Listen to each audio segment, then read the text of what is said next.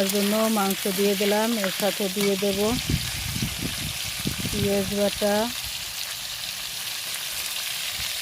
রসুন বাটা, আদা বাটা, দারুচিনি, এলাচি, জিরের গুঁড়া,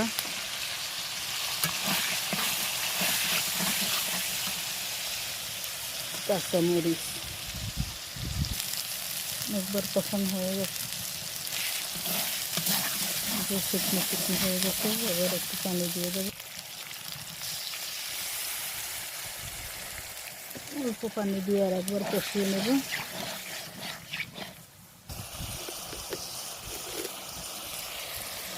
পরিমাণ মতো লবণ। কষানো হয়ে গেছে, এবার সবজি দিয়ে একটু কষিয়ে নেব।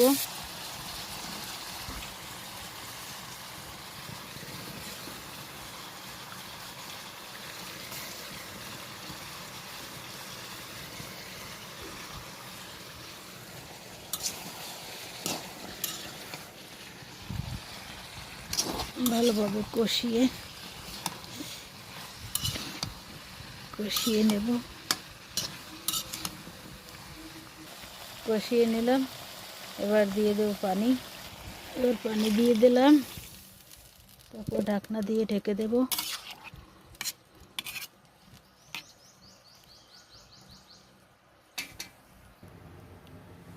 কি সুন্দর পোলাও হয়ে গেছে। আর চুলে রান্না করা লাগে না, কিছুটা তুলে রাখার পরেই হয়ে যায়।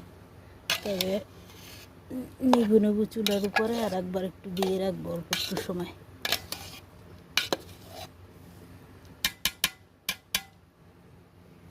এবার দিয়ে দেবো একটু ঘি,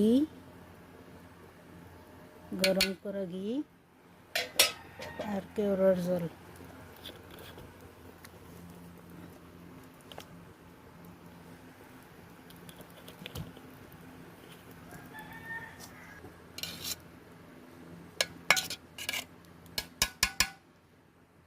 এবার ঢেকে রেখে দেব।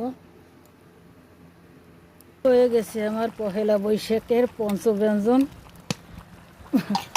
5 পদের সবজি দিয়ে রান্না করা।